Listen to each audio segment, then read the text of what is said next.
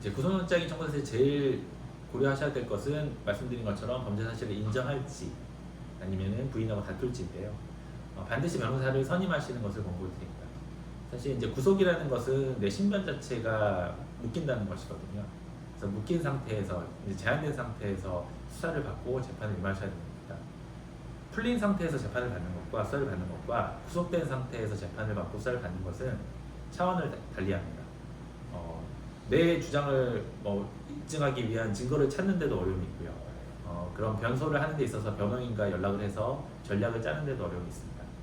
그렇기 때문에 구속영장은 반드시 기각시킨 이후에 수사를 받으시고 재판을 받으셔야 됩니다. 그런 절차를 위해서는 변호사가 필요합니다. 왜냐하면 그 구속 절차는 경찰이 제출한 수사 기록을 토대로 판단이 이루어지는 게 되는 것이거든요. 반면 피의자나 그 변호인 입장에서는 짧으면 2, 3일, 길어도 5일, 6일 정도 내에 입장을 정리해서 서면으로 제출하고 서면의 내용을 보충하는 증거들을 제출해야 됩니다. 즉 짧은 시간에 집중적으로 변론 전략을 짜고 의견서를 쓰고 증거를 찾아서 제출해야 됩니다. 이런 절차들은 이제 개인 당사자가 직접 하시기는 매우 어려운 절차입니다. 따라서 변호사를 선임하셔서 어떻게 변론 전략을 짤 것인지, 어떻게 변호인 의견서를 준비할 것인지 이런 것들을 협의하시는 게 중요합니다. 한마디로 하면 어떤 변호인 의견서를 써서 제출하느냐에 따라서 구속영장이 발부될 수도 있고 기각될 수도 있기 때문입니다.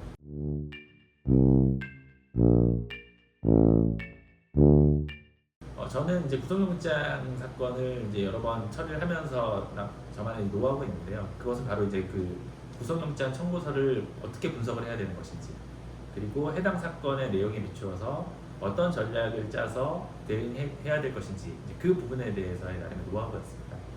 가장 중요한 것은 말씀드린 것처럼 의견서를 어떻게 써서 법원을 설득시킬 것인지인데요.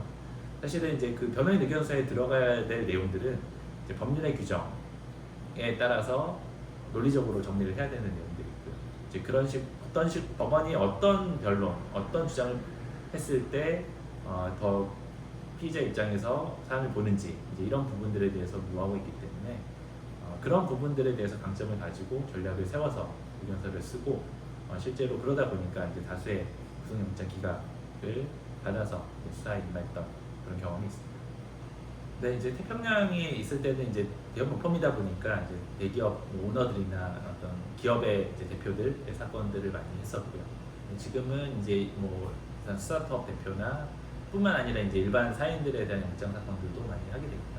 구속영장이라는 것은 어떤 혐의에 따라서 청구가 되는 것이기 때문에 재산범죄뿐만 아니라 성범죄, 일반 형사범죄에서도 영장이 청구가 되는데 최근에 했던 사건들 2건을 모두 영장을 기각시켰고 여러 그 영장 사건 마냥 경험 때문에 관련 문의를 많이 받고 있습니다.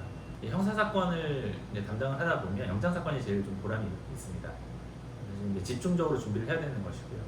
또 구속영장이 청구된 이제 피의자 입장에서도 가장 다급한 순간에 이제 변호사의 도움을 받는 것이거든요.